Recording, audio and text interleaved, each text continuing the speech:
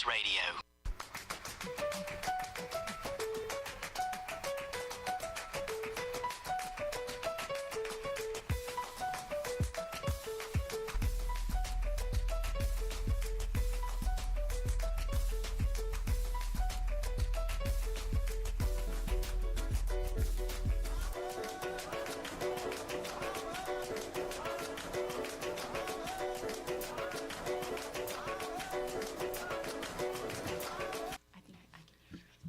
All right, everybody, welcome to this week's edition of the Leadership Blend with your host, Ricardo D. Rice. And it's a little switch up today. Now, as you know, we have the internship program around here, so you will hear new voices from time to time. So today, we have a fill-in, which I want to see what she can do. So we're gonna give her a little grief today. So I'm going to let the correspondents introduce themselves. You start first. Okay, everybody, what's going on? It's your girl, Miss Terry Michelle. And I am Makia. I'm a content writer.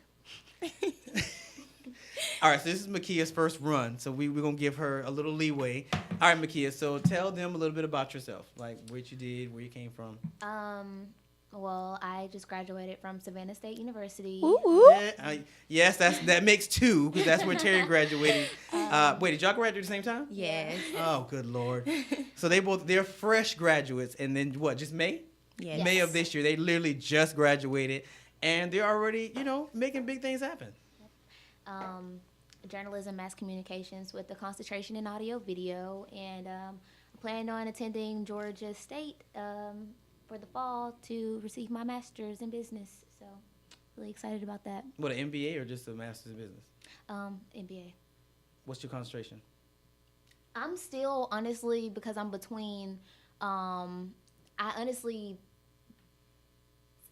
did undecided because I am in between film as well, but I just feel like I should go into business marketing or whatnot, just because I feel like it'll be more opportunities if I go that route rather than film. I feel like Savannah State prepared me a lot in audio, video and film kind of run hand in hand. I know a lot about, editing, post-production, all that, filming, and, what shots to take and stuff. So I probably will lean more towards business. I'm honestly still trying to decide, so I'm not even going to. I'm only grilling you because I have an MBA. I so was that's just why I'm only finna grilling say you. that. I was gonna say, Makia, please be ready because this man, he's on. Ricardo, aren't you finna receive your doctors or something? You're working on that right Yeah, I'm now? in dissertation for my doctorate in organizational leadership. Yeah, so please be prepared when you talk to him because he's ready. Well, that's what I'm saying. I'm undecided. Good advice from Terry. I mean, she gets grilled every week. So, look, that's the purpose of an internship, to decipher what you want to do and where you want to go. And as the person who's the program director, I want to make sure, because God knows I've gone to school enough. Like, everybody that knows me knows I have the associates, the bachelor's, master's, doctorate, 2 certificates from Kennesaw State. Just a quick little rundown. So, with the interns, I want to make sure they understand the dynamics of education. The academics is just a foundation. You still want to get into the world, make a name for yourself, build that portfolio, be it digital or hands-on. So, I just want to see where you're going. So, I'm saying, what are you suggesting, that I stick with, business, or do you see what I'm saying, when I'm trying to choose between the two? I mean, at the end of the day, you want to use academics as a fail-safe. Mm-hmm. So, you get the foundation, then you jump out there and this is good. And then you get into some fields and you're like, yeah, I need a little more education. So that's when you're like, maybe I should get a master's. Yeah. So you want to make sure, because at the end of the day, we're talking about student loan debt. Right. And I wish I had given a little more thought to it before I actually jumped out there, because in my day, because I'm older than I look, and in my day, we were encouraged to get that level of education. I think the playing field has changed a little bit, and I think it depends on the area that you want to concentrate on, whether you need to get a strong degree, meaning a master's, a master's, doctorate, things of that magnitude, or will a bachelor suffice? Because some fields of a bachelor may actually be enough, and the hands-on experience will create this hybrid that will make you a marketable individual. For you, when it comes to film and stuff like that, I would definitely say you need to weigh your options, because if your goal is to be working on Marvel set and doing stuff like that, you may not need a master's. You just need the hands-on experience to get that under your belt. Right. If your goal is to say, okay, well, Marvel's in stage 3, and they've already said that stage 4 is kind of the end of the Avengers, and they don't really know what direction they're going on because they're waiting on the merger between them and Disney. That was just a drop. then your backup may be, okay, well, maybe I need to go on the business side. So if this doesn't work out, I can be an accountant or I can be a project manager on another area. It's all about where you want to go. Right. So you have to decide that. And you literally just graduated. So the mere fact you're thinking about this, I'm proud of. Oh, thank you. Because that's a good thing. So, that was shop talking. I was fussing at Terry about branding and stuff of that magnitude. I was sure gonna say it. I was just waiting on you to finish. I was waiting to tell the listeners I got chewed up this morning.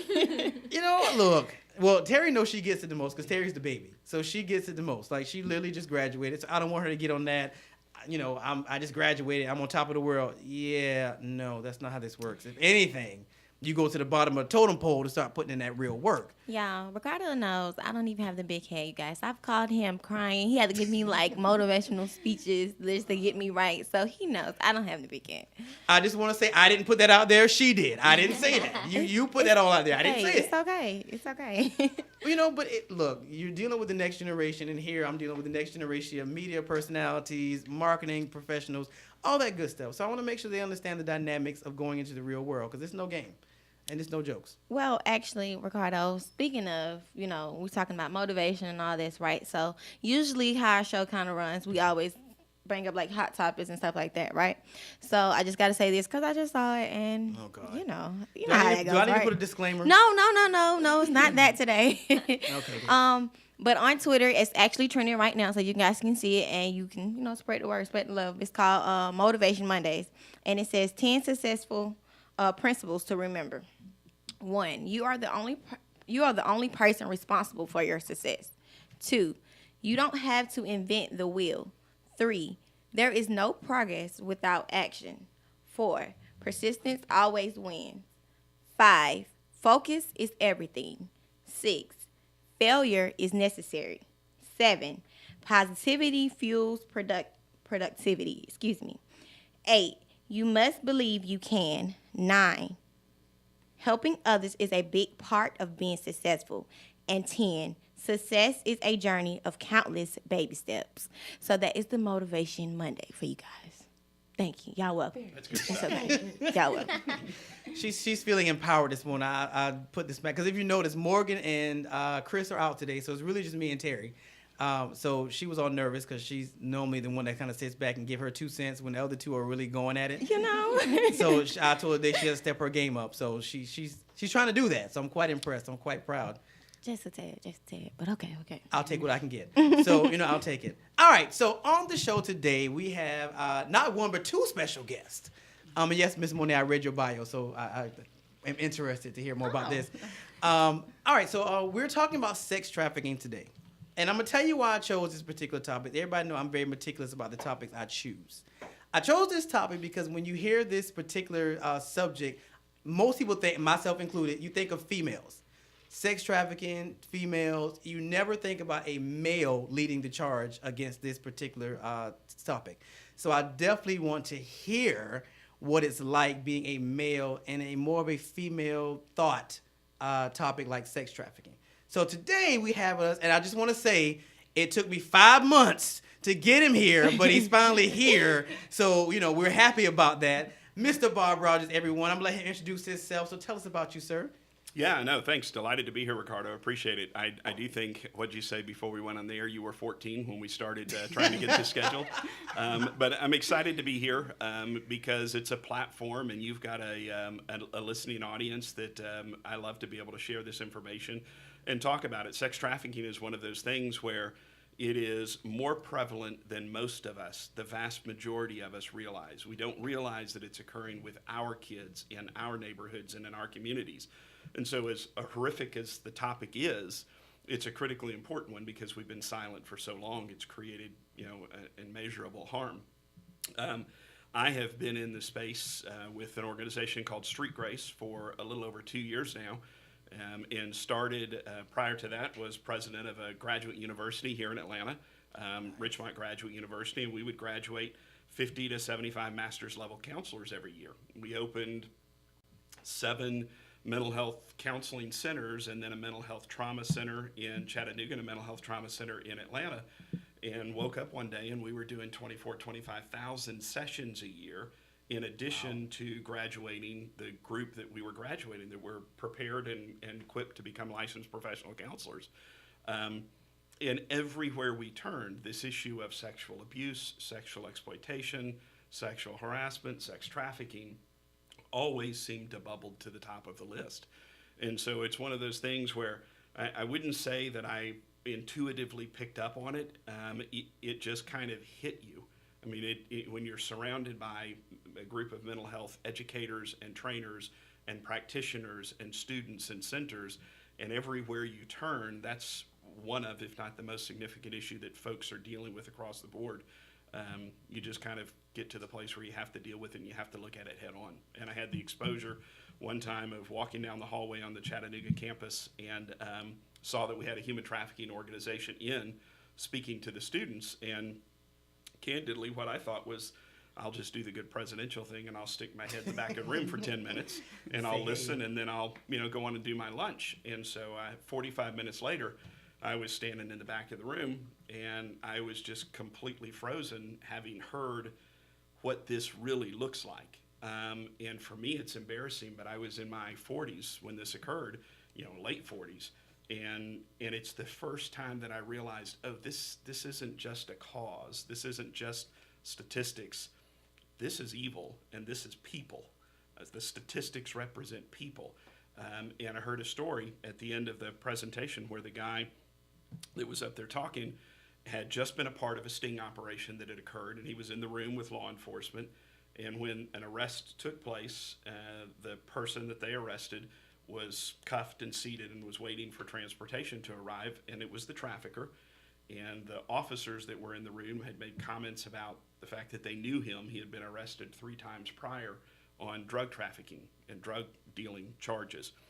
And so the friend from the not-for-profit was sitting talking to him and just said, hey, these guys all said they know you. You've been, quote unquote, successful in the drug trafficking business. Why on earth would you be doing human trafficking? And he wasn't angry. He wasn't bitter. He wasn't mad. He just looked up and said, well, it's simple. I can sell a bag of drugs once. I can sell a 13-year-old girl later 10 times a night. Oh, wow. And I just remember that being the worst feeling I can remember in my entire life. And I went back to the hotel room that night in downtown Chattanooga at the Marriott, where I was safe and secure and was laying in bed. And about 10:30 at night, the lights were out, the TV was out, and I'm this grown man laying in a bed crying. And I picked up the phone and called my wife, and I said, I don't know what's going on, but I think my midlife crisis hit today, and I need a motorcycle. Car. Yeah, I said, I need a motorcycle. And she said, just come home. And so I did, and it started a conversation that lasted 1.5 years, 2 years before we said, you know what, if we really feel like this is true, and I do, and the statistics bear it out, if this is as ugly and horrific as it appears that it is, and the reality bears it out, then really the question is, now I know, what am I going to do? And so for us, it led to a conversation that eventually wound up with me resigning and transitioning out of the school and moving into the position with Street Grace. That was a long answer. I apologize.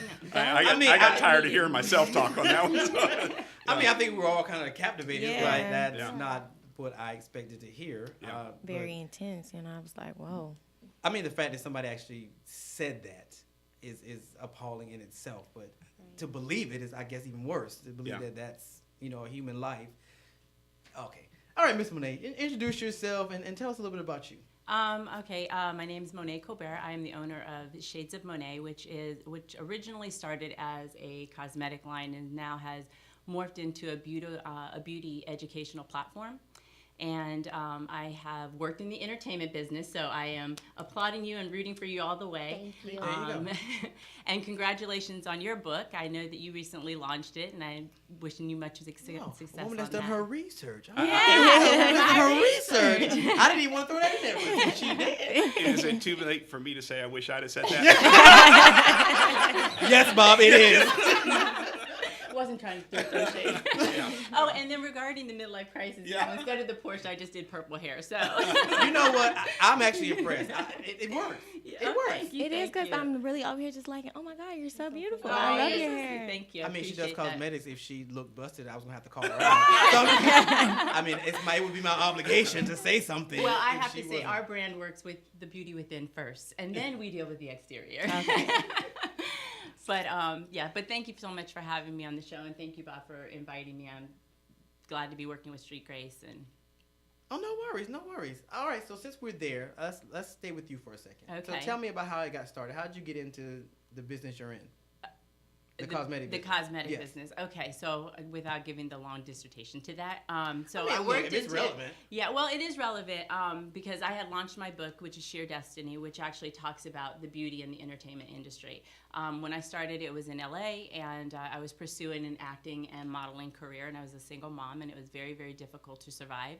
So I happened to watch. I don't know if this is like before your guys' time, so I'm gonna go. I'm here. older than I look, I'm so gonna, I I'm may gonna date know. myself here. Okay, so you remember Pamela Lee Anderson, VIP? Oh yeah. Yeah. Okay, so I was on that show, but Nikki Franco, who was on that show, who was the I don't want to curse, but bad butt, you know, the rough girl, you know. I'll keep it clean.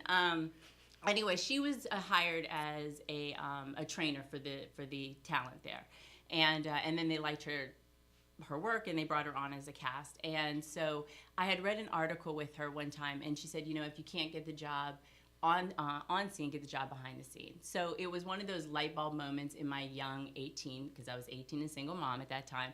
Oh, wow. Very young, trying to make it in LA, moved from the East Coast to the I was about West to say, Coast. where did you move from? Because Yeah. most people move from somewhere to From go to the LA. East to the West, and if it wasn't for the living on the East Coast, honestly, and I feel like when you come from the East Coast to the West Coast, you have a better shot than going from the West Coast to the East Coast, because it's just a rougher life when you grow up.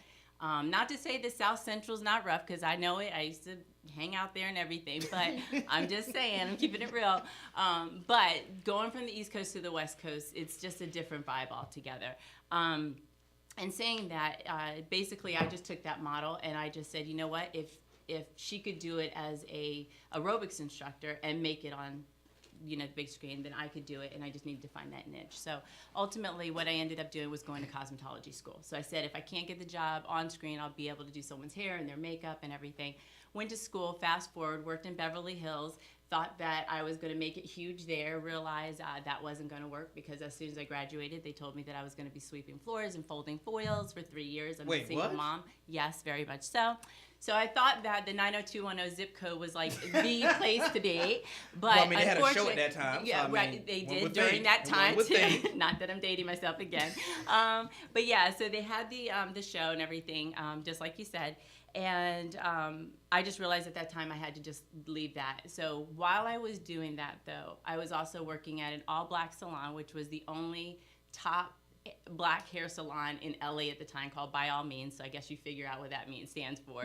So everybody, Martin Lawrence, Tisha Campbell, everybody was all in there. So it was pretty cool. So I could be at Beverly Hills 3 days a week, in the hood 3 days a week. And it was a great mix. Okay, I'm wait. just Did gonna you keep it ever real. meet Kim Kimball?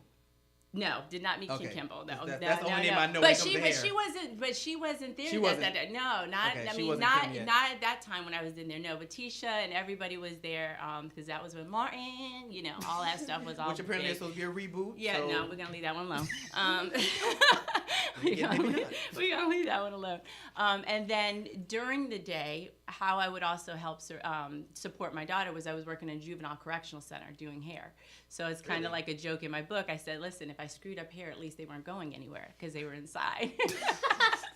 So they I can't had be to mad. get- At least somebody did it. For Right, because I was assisting, so I had to figure out how I was going to get my, my experience in. So, but at that age, coming from living in the projects and growing up, it also gave me a way to heal myself because I was working with inner city kids inside locked up. So I realized what I didn't want to be growing up and where I wanted to make sure that my brands at that time, I think that was probably the seed that planted getting into a philanthropic approach with my my businesses down the road. So fast forward, leaving LA, ended up in Florida and had to do the same thing all over again, start all over and build a brand. So when you're working in the entertainment world, you're working as a freelance artist, it's a grind. And now going from the union world to the non-union world, which is Florida, it was a different market. So I got out of film and I got into modeling and fitness, and then that was what started Shades of Monet. One of my clients who I was servicing as a makeup artist, she said, have you ever thought about starting your own line?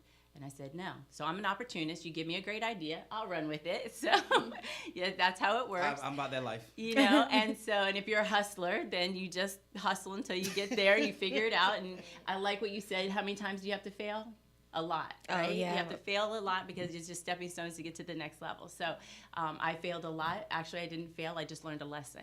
So that's what it's all about. That's what it's about. So that moved on, and then unfortunately, I ran into a roadblock because with that idea that launched full-fledged, I had a major Fortune 500 company want the rights to my company name. Yeah. So it kind of slowed the process down, and we went through some legal battles, but needless to say, without a college degree, I won. Hello. Thank you very much. Wait. Yes. We're talking about college degrees all around I was here. wait a minute now. Yeah. Hold on now. Yes. We have a place. Yeah. So everybody always says, "Well, where did you go to college?" I'm like, the School of Hard Knocks. But I do encourage the degree. I encourage it 100%. I have 2 kids, and they both are going through college. One's finished college, the other one's majoring in music. So I support it in the endeavors, even if you are a creative artist. Let's put it that way. So that's the short end of it. Okay, well, I have just one question. It's a little bit, past because, earlier we were saying that I was just getting chewed out by Ricardo, right? Uh-huh. So Shoot this out was, is a strong okay, well, not word. chewed out. Not chewed out. He was just really giving me, what do you want to say, constructive criticism? That works. It was a Yeah, you teaching can say moment. that. It was a There teaching you go. moment. I was about to say, It was I a was thinking teaching Bob moment. saved me. Yeah. You're Is it an coaching educator. or teaching or coaching? Okay. So he was telling me basically, I need to get out of my Shaquetta mood and transform into my Savannah with a briefcase mood. So let me explain, because when I was saying it earlier, Bob was like, huh? Like, what is that supposed to mean? So, okay.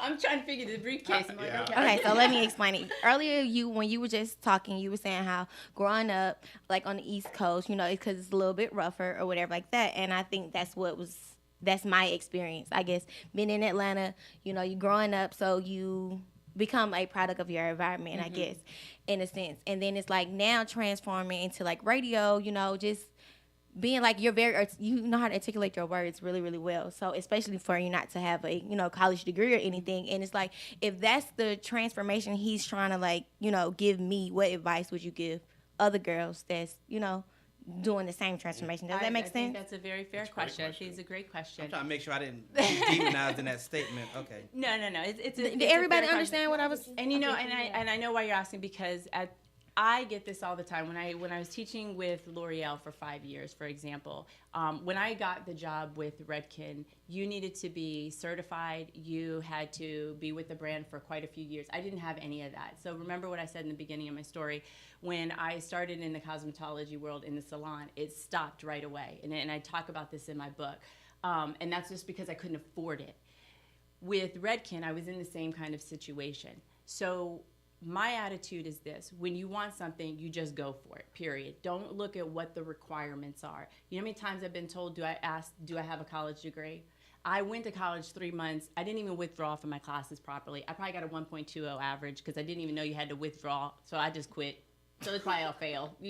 I'm not bragging about it, but it was an unexperienced, irresponsible decision, not being coached by adults who I just didn't have that. Now that I'm older and I want to go back and I want to do things, well, there's a price to pay because there's consequences behind it. But don't let where you come from define where you're trying to go. Also, don't lose the root of where you come from. Okay. Because that's what makes you unique, honestly. And I have had to adjust in so many different ways, especially working for one of the largest companies, global companies, L'Oreal. So I have to represent it a certain way. I have to be able to articulate my words a certain way. So do I have to work 10 times harder? Absolutely. But do I want it? You darn right. And if I do, I'm going to go for it. So don't change who you are. Modify it, refine it, and then just let her come out. Okay, I like that. I You like are that. Thank you. amazing. You Yeah. know. She said the same thing I said. She just said it differently. I just want to point that out because you feel like you got an epiphany right now. Just because another female said, "Nah, you feel all empowered and stuff." You Not know. feeling no way about that, but it's fine. Whatever. I saw a few different sides of me, right? But that's No, why my I brand just- is also called Shades of Monet. Yeah. Just so that Yeah. we know. You're so gravitating. It's just like, Oh, Well, keep and, talking. and let me say something about Monet. And part of the reason that organizationally the DNA for Street Grace and Shades of Monet works so well is because one of the things you never hear from her is you never hear bitterness, you never hear anger. I mean, I know that along the way there had to be some of those times. Yes. And she's told me that it's there, and I don't want to see it, so I'm always really careful what I say. No, but one of the things that's different is that she always is seeing the positive. She uses everything to turn it into what is the next step. How do I use that to get where I'm ultimately trying to go? So she doesn't get distracted by stuff. And if you're going to be successful in any venture, but in this space and in anything that you do, the ability to not get distracted at the things that shouldn't distract you is a real gift if you can figure that out, and she's done a really good job of that. Oh, thank That's you. why her story always leads from one success to the next, not from one valley to the next. The valleys are there, but the story is a success to success to success. Oh, thank you. Okay. All right. So I think that's a good place to take our first break. So on that note, we're going to take our first break, and when we come back, we'll have more Bob and Monet on the Leadership Blend with your host, Ricardo D. Rice.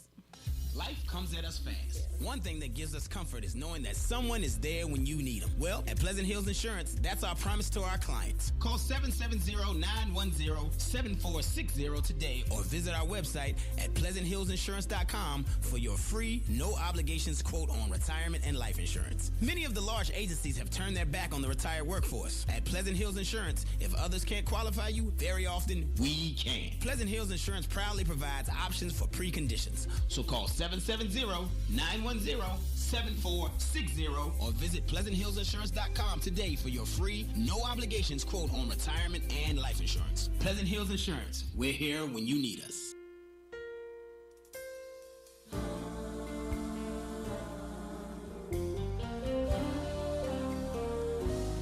I can say that you're wonderful, but it doesn't seem good enough. I can say that you're kind, but that would miss the mark. I can say that you're beautiful, but to me you are so much more. How do I communicate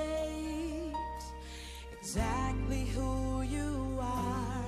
I'm trying to convey the sentiment of my heart and say I really do appreciate the way you brighten up my day. I can't find the words to describe you. It would take a million years. It would take a million years to explain the way I feel. You are the epitome. You are the epitome of everything I'll ever need. I'm so in awe of you.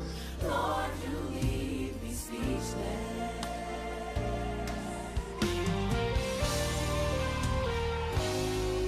Now if I had more time, I would go down the line and name all the things that captivate my heart.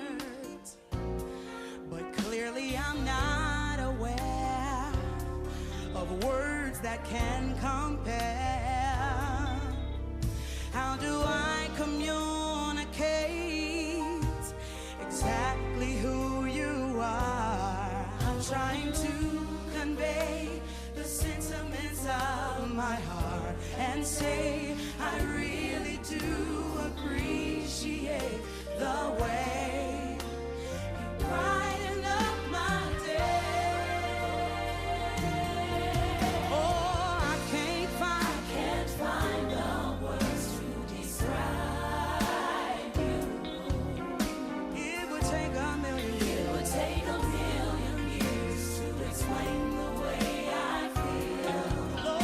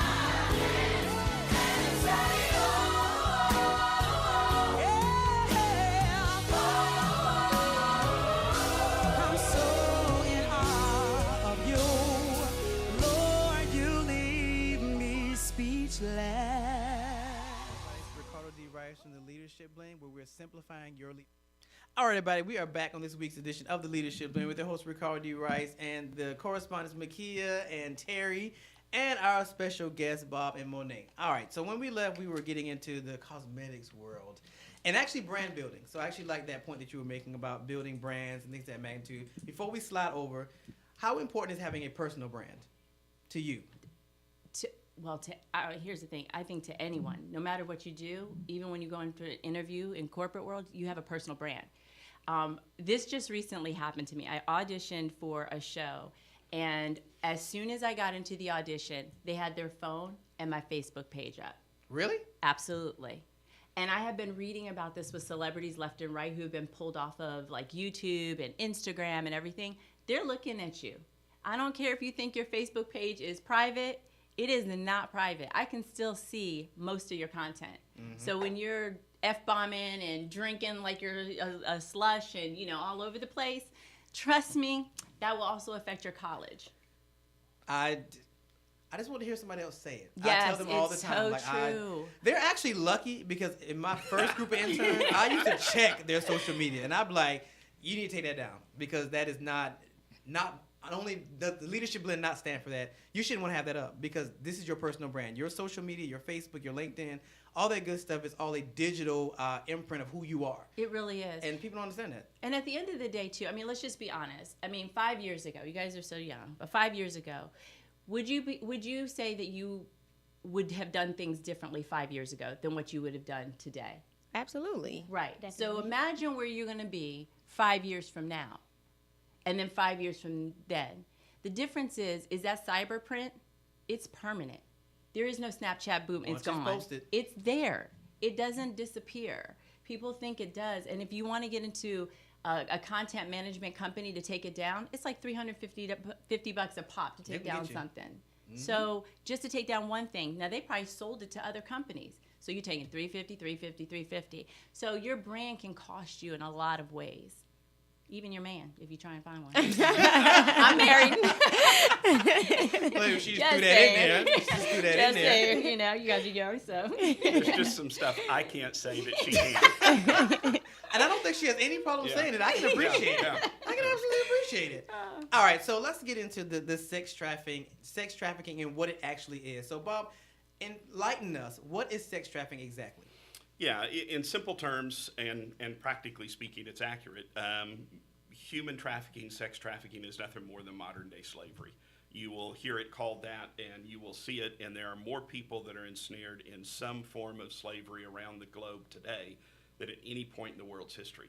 Statistics and numbers, dependent upon the research, would run anywhere from 28 million to 40.1 million people around the globe who are caught up in some sort of human trafficking scenario. And estimates are that about a third of that is sex trafficking.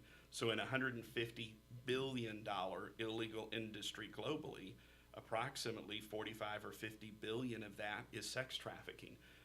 Here in the U.S., it's a significant issue. Everybody always kind of tends to immediately think it's an overseas issue. It's an issue where someone's kidnapped or something occurs over there or someone is taken from here to there. Many of the movies and the things like that we've seen have always portrayed it that way. And they're accurate and they're good and they raise awareness. But the reality of it is the vast majority of trafficking that we see, sex trafficking that we see here in the United States, is our kids in our neighborhoods and our communities being bought and sold by members of our community. Overwhelmingly, those members of our community are men. But it is a local issue. You can read about it.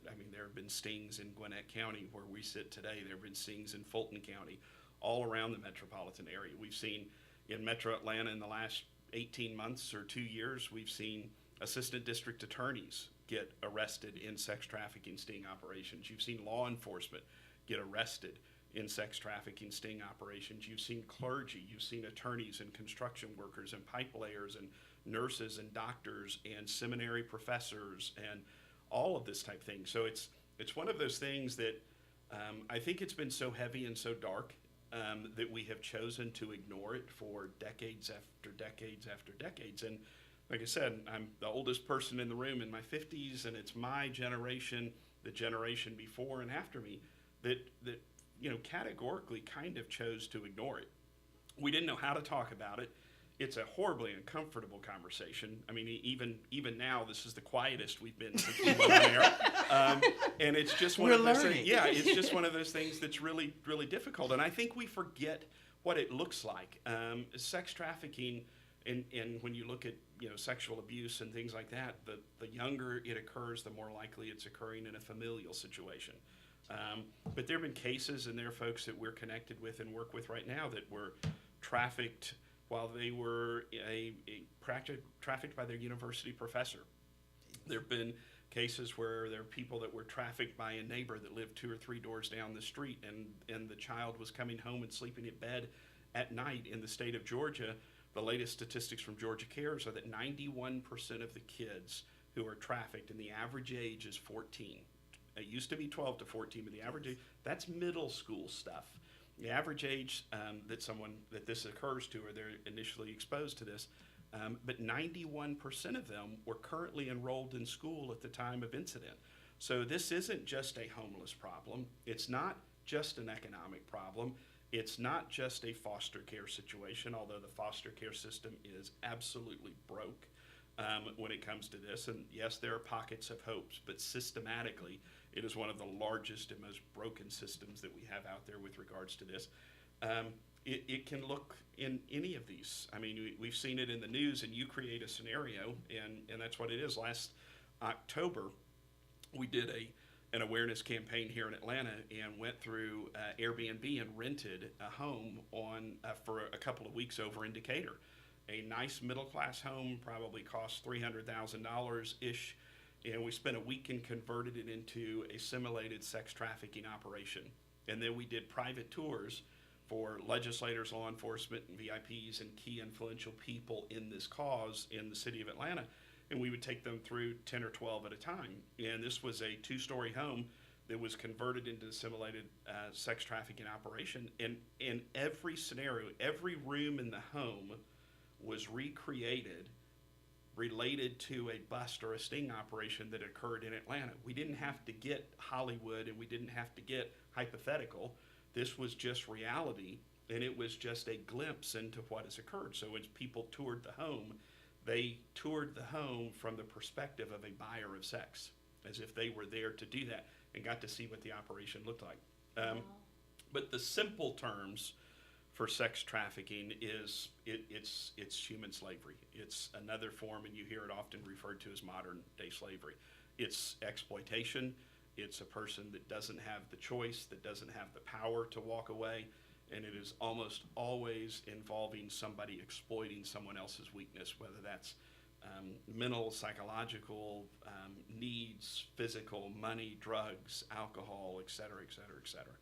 So is it like collective prostitution, or is it actual slavery because they're being sold and they're not getting the proceeds? Yeah, that is a long and multifaceted conversation, and it probably just to a large extent leads oftentimes in just a lot of circle talk. Okay,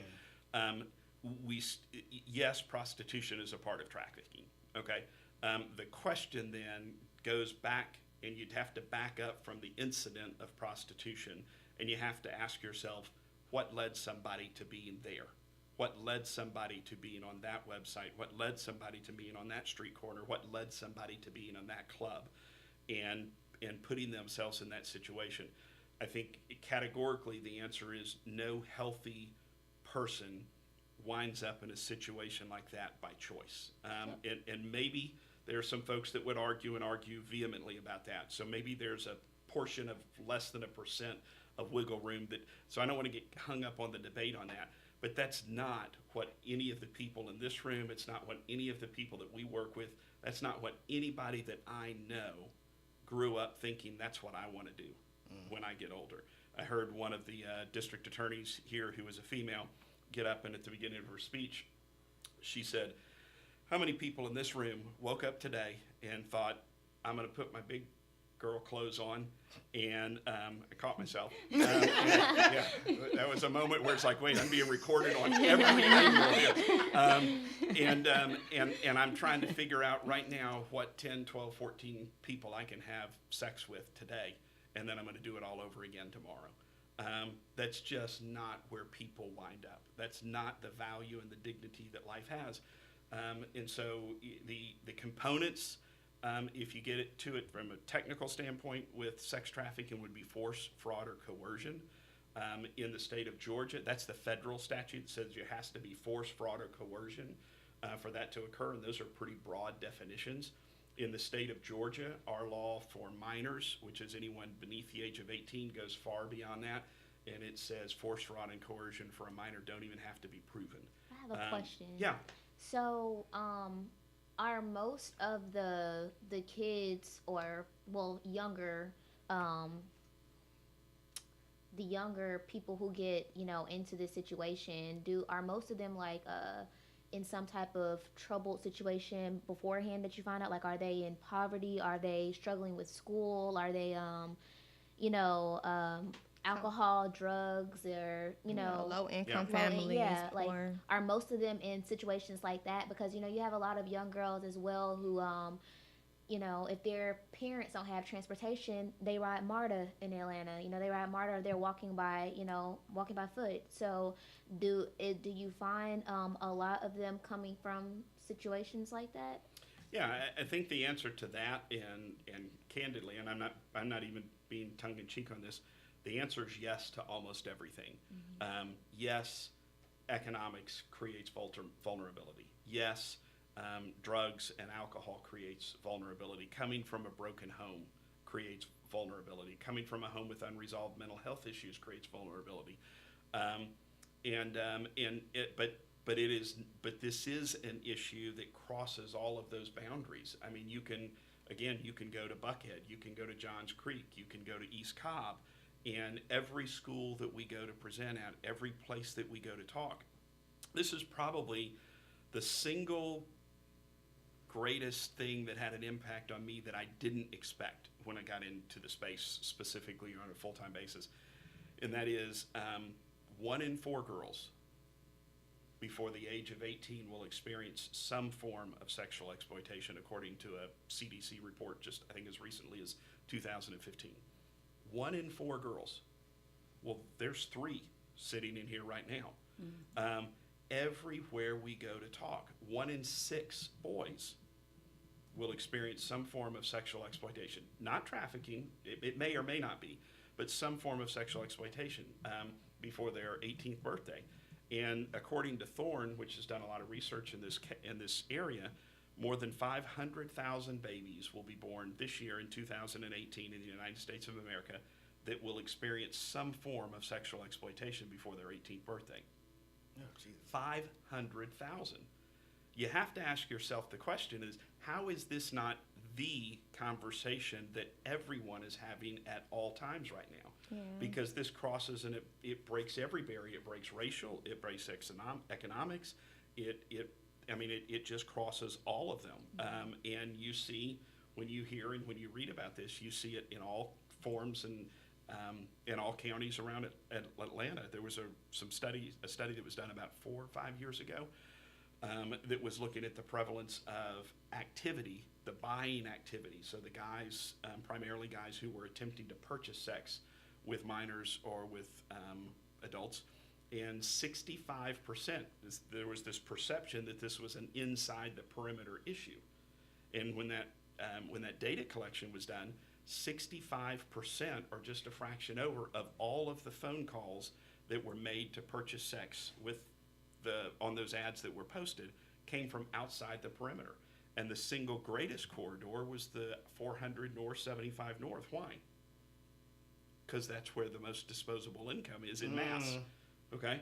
I mean, you got to be able to do something like this. You've got to be able to slip out of work or do something on your way home. A couple of $100 has to disappear, and nobody's got to know. Nobody's got to be able to track it. And so this is also a crime, I guess you will, of somewhat affluence, not always. But the average buyer of sex is a guy that looks a lot like me. I mean, he's a 40-plus-year-old white male. I flattered myself by throwing 40. I was going to let it ride. I wasn't going to say a word. I was going to let it ride. I saw the look in your eyes, and you're like, wait a minute. And so yeah, it's a really difficult thing to do. And the hardest part about it is transitioning all of the efforts and energies to, if we're going to end this, we won't end it without addressing demand. We won't end it by following folks around and helping them put lives back together, or praying and hoping that they can put lives back together. We will end it by addressing the demand. When a guy is scared to death of the consequences of walking through a room, a hotel room, and laying cash on the counter and attempting to purchase sex with an adult or a minor, which overwhelmingly that's code word for rape. Okay? I heard somebody, well, never mind. It's code word for that, and so when until a guy is afraid to do that, or understands that the consequences by far outweigh the actions, then we won't make the progress that we need to make on it. And the good news is that collectively the conversation is beginning to shift. Yeah. I mean, it's an interesting topic. I guess for me, I'm trying to understand, like, okay, so when I think of sex trafficking, I think of, like you said, across the ocean, people being brought in. So what does it look like, let's say here. So what does it look like? People in hotels, and there's like for lack of a better term, a pimp who gets the money for prostituting the girls. What does it look like? Like, Can I share a story real quick? Please. That's very Yeah, similar. please. Okay, so my youngest one, actually, 8 years ago. So she was only 11 at this time. 9, 10, 11, somewhere around there. So in my house, they could not have social media accounts. And there was very specific reasons why. I used to work for a company that was an online investigational company that worked for America's Most Wanted, Amanda's Alert, all of that. So I was more aware of what was going on out there with young girls, plus being a victim to this topic that we're talking about. And so when you come from that kind of a situation, you're going to be more protective of your children. That's true. You work hard to get out of the ghetto, to live in the suburban area, because you think it's going to be what? Safer. That's it. So you think, hey, I've made it. So my kids know the rules. My girls know it. Don't have to worry about dad's rules. Mine supersedes his. And so we ended up finding out from my youngest that not only did she had an email account through one of my corporate accounts, so that I could do what as a parent? Keep on. Yeah. Exactly, because young girls are going to do what? What they want to do. Just like young boys, but young girls will challenge mom and dad a lot more, okay? And I knew this. And so I said, okay, here's the rules. Here's your email. Send it to as many friends, whatever. Well, I went down to her computer, opened it up, logged into something, and I saw a Facebook page come up. But it wasn't a fan page. It was a Facebook page. And you had to log into it. Now, I don't use this computer. So I knew it wasn't my account. So I remember sitting back and I said, do you have a Facebook account? She said, no. And I did this. I'm going to ask you one more time. Okay. And that's when the crocodile tears came out, right? So I said, great, put in the passcode. Because first of all, how old did I say she was? Wait, 11, right? Like Right. How old 19, do you have to 11. how old do you have to be to have a Facebook account? Is there still 13, age? 14? Yeah, it's 16 with parent consent. Oh, Really? Okay, okay. Yahoo account, 18 with the parent consent. Yeah. Okay, so all these things are important for parents to pay attention. I live in the suburban area, right? So I said, okay, great, this is what we're gonna do. Open it up. So she truncated she put her name as something else. She had 500 friends. How old is she? 11. Okay, 500 friends. No, Do you it think should be to she's get got even 500 friends in her school? No. Okay, so we're gonna just keep going with this one, right? I said, so in order to get the Facebook account, you had to have an email account. So I said, what email did you use? So we found out it was a Yahoo account. So what did she put in her? All her personal information. Ooh. So now somebody knows where we live. Okay, so I said, all right, we're gonna go a little further. Let me see this, and I started scrolling down. And this is where parents really have to pay attention. You can think your kids are innocent, you can think they wouldn't do certain things, but when they are with their friends, or they're trying to impress their friends, or they're trying to get some kind of attention, there's something wrong, and you have to pay attention to that. It's a message, it's a warning. So I started to scroll down her page and started to see a whole lot about my daughter that I was a little bit more than disappointed. But it was a learning opportunity So I could have scolded her and punished her, or I could have said, let's just teach this a life lesson. So all the things she was ranting about her dad and her mom that weren't good, everybody thumbs up it, right? Wow. Like, love, all that stuff. I was like, okay, let me just show you how much like and love we got here right now. All right, so I said, well, thank you for allowing Paris to break the rules, because now I know what kind of friend she has. Ooh. Number 2, those who have been in my home, you're not welcome now. I'm going to be telling your parents, because how old are these kids? 11. I don't know if their parents are aware they got a page, but guess what I'm going to do? Make them aware. Well, one parent was on that page, came to the salon that I worked at that time, and had the audacity to tell me that I invaded my daughter's privacy. Oh, yes. So I said, we're going to step outside and have a conversation right now, which is exactly what we did. And then I got smart, because I have a friend that actually works in the government in D.C. And I said, what I want you to do is go into this group, and I want you to comb through the 500 people that are there. Use the database that I know that he could have used, and come to find out there were 4 pedophiles in that group. Seriously? Absolutely. Absolutely. Wow. Do you know 2 months later that mom came back to that salon and apologized in tears? Wow. And it's important for us to pay attention.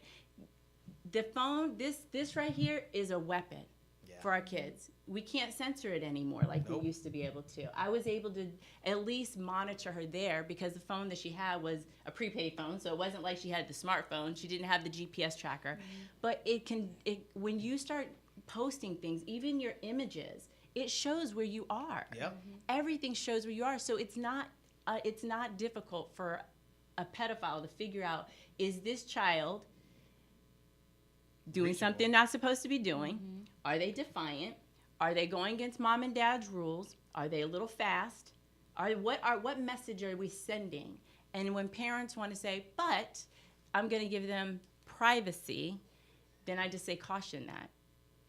Because at 11, 16, as long as you're in my house, no, there's no privacy. You're lucky you have doors in your room. You shouldn't have those. Yeah, so you want to monitor that. So I just wanted to share that story. No, I think that's perfect, and it reinforces in this day and age. I mean, if you ask what's the most fertile recruiting ground, and there are recruiters that are out there recruiting children to be lured into this, it's online. It's social media platforms, because how do we all determine our value and our worth anymore? When's the last time you took something down because only 13 people liked it and you were embarrassed you even put it up? Okay. And so imagine kids. I mean, honestly, as adults, that still goes through our mind. If we do something and people don't like it or nobody engages, we get a little, why did I think that was cool? Am I not cool anymore? And I know that I am, but it's, but still, yes, Bob, as a child, the impact and the power of that. And how many times do we accept friends and invitations to be friends with people that we have no earthly idea who they are? Yeah. And so parents ask all the time, what's the single most important thing that we can do as a parent? I said, well, that's really hard, because it means you're going to have awkward and uncomfortable conversations with your kids. Mm-hmm. And we don't like to do that anymore. There's been this, now this is just me meddling, but there has been this shift from parenthood to friendship. Yeah. Yes. And it's a massive mistake. Yeah. We've paid, so many kids have paid the price for that. Our kids were the same way. We said, look, I think it was 13. I didn't know there was I didn't know we were helping violate the rules. But I think at 13 we let our girls have it. But we said, and back then I think there used to be like top friends. Yeah. And I said, Dad is your number one top friend, and if your password ever changes or I come off the number one spot, then we shut it down. And so we could go in, we could look, and then with our son there was even more advances, and we had some filtering stuff at the house and things like that, and he knew it. We weren't trying to hide it. We were trying to help him be smart and help him be wise, and protect and keep them safe. But somebody, especially around the topic of sex, somebody told us 50 years ago that you couldn't have conversations about sex around the dinner table. Yeah. And we just quit. And so, but kids didn't quit looking for the information. Okay. Right, okay. Right. We just quit talking about it.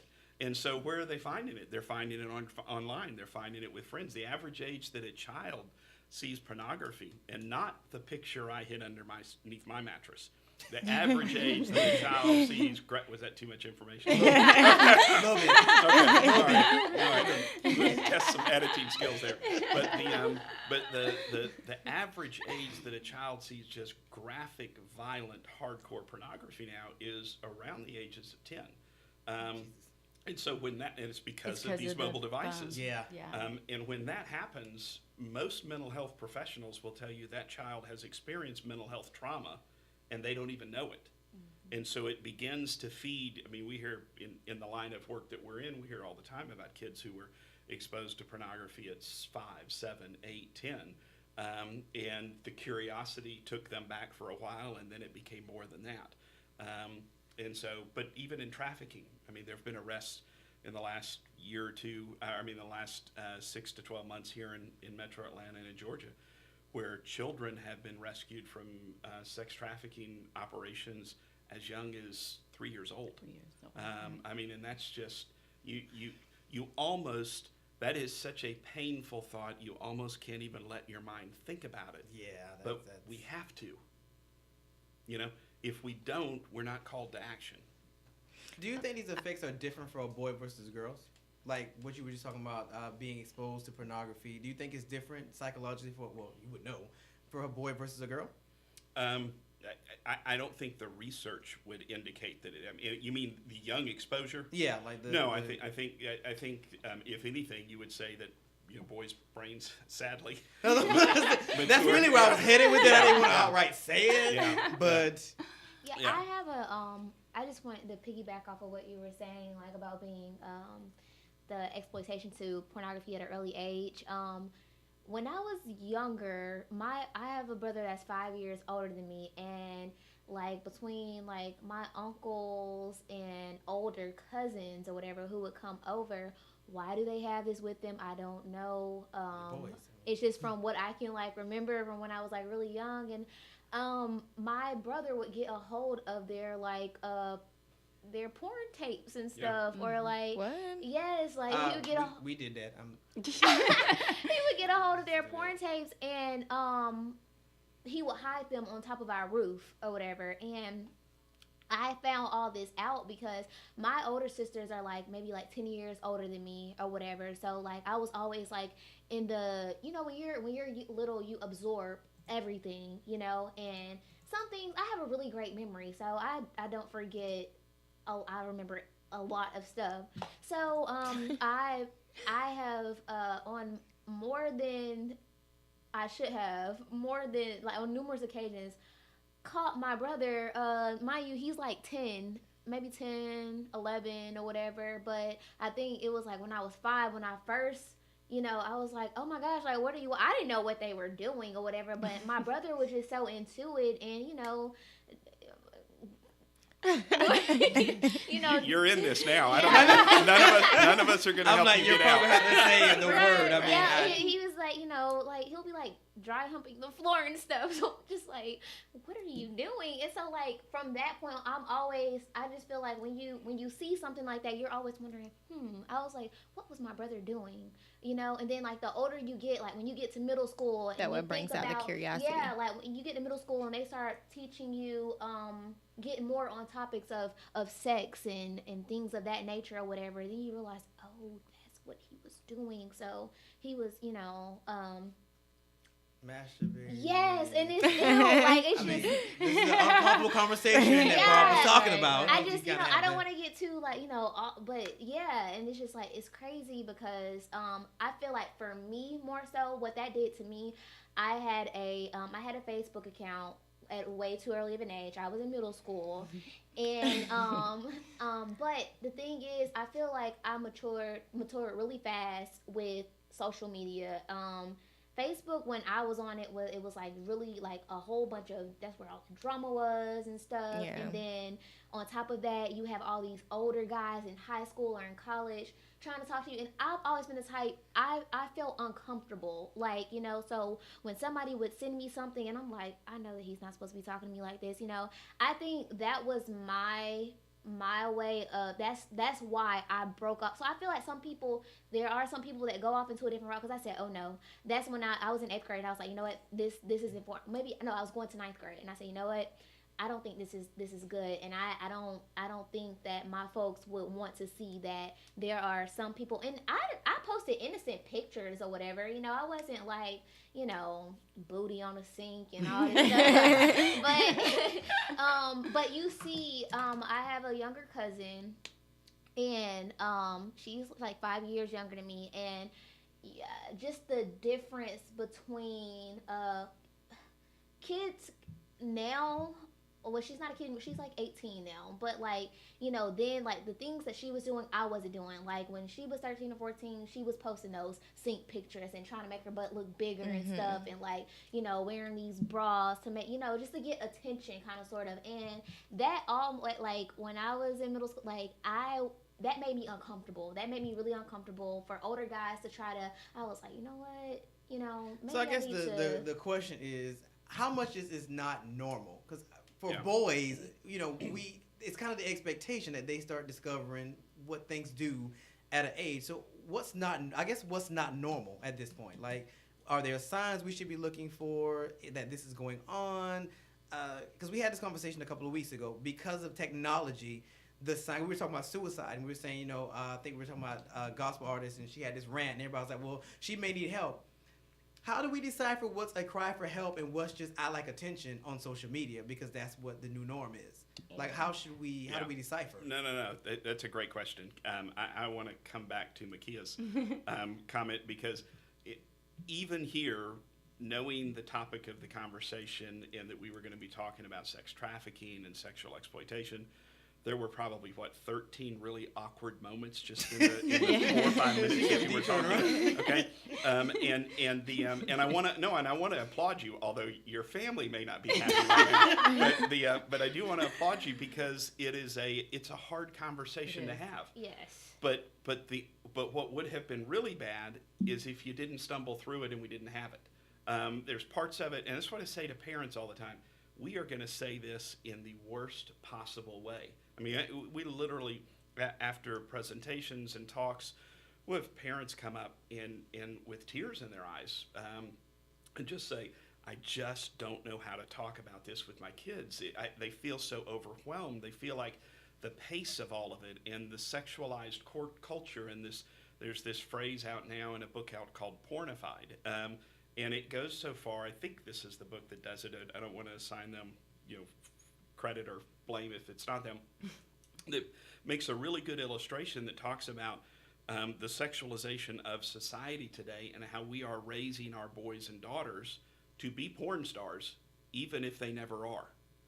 And social media has a lot to do with that, and pornography. I mean, just think, just last year, just in 2017, just one website, and there are, you know, some folks would say millions of pornographic websites out there, but just one last year had over 98 billion pornographic videos viewed.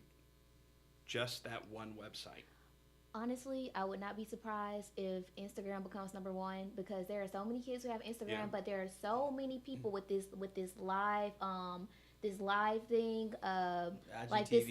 Yes, and there's this guy who was on Instagram. His name is Boot Gang something, and he was literally on live. And mind you, it's nothing but kids following him, and it makes me so upset, because you are literally.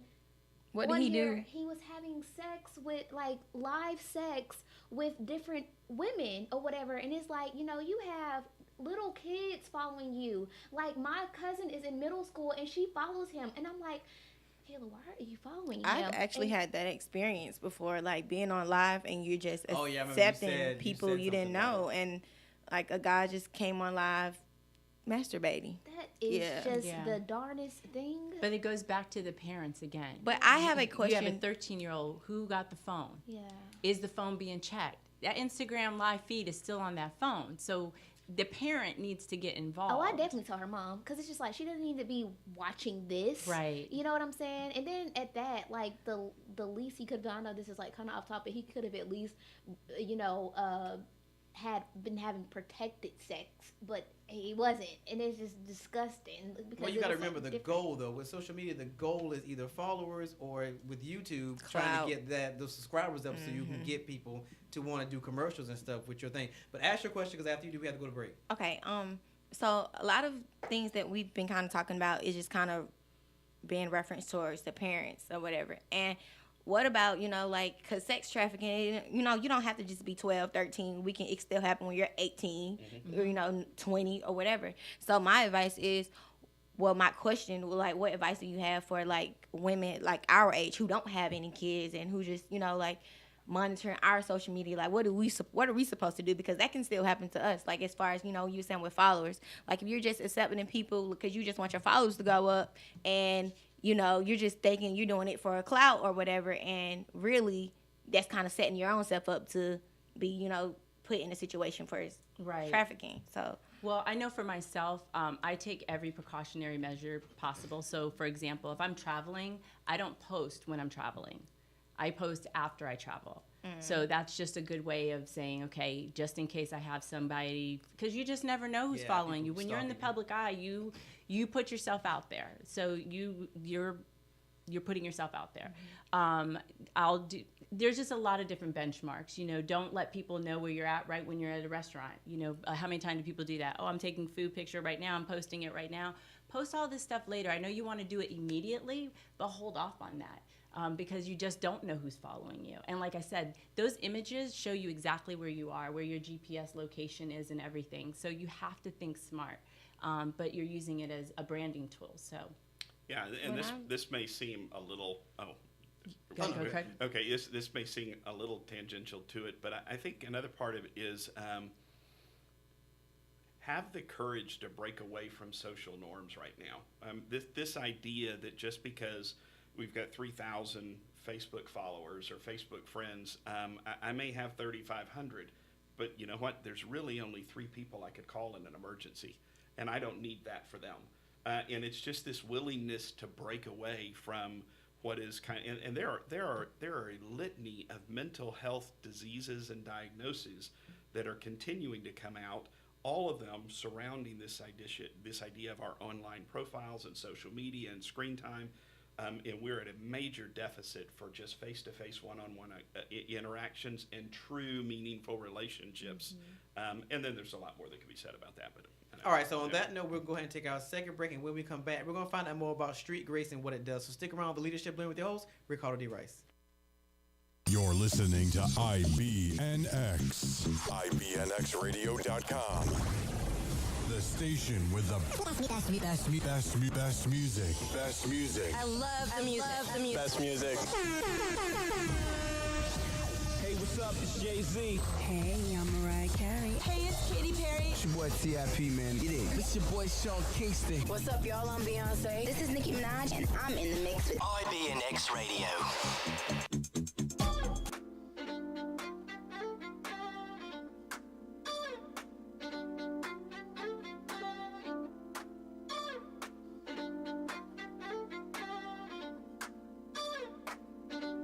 I want to stay south of the river with the chains and the gold. We could be out here together, but you have places to go. Watching the sunshine lace the gray. I don't know why you wouldn't stay.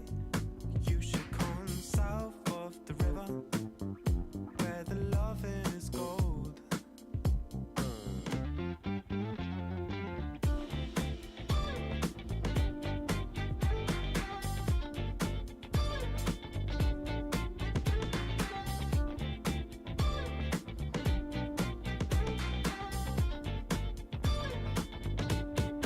You should come south of the river. This is where it all starts. I think that we could stay here forever, lie on the roof till it's dark. And when the last bus pulls away, I swear that I almost heard you say I should move south of the river,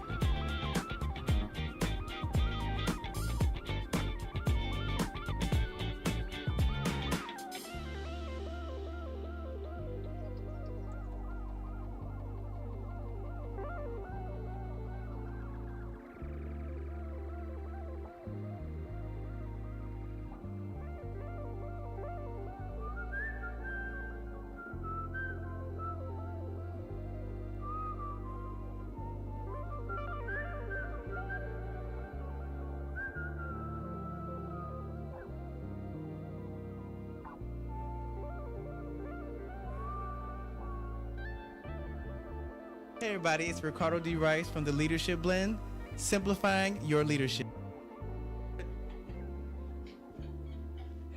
Ridiculous. These are the bands. Where's my rider?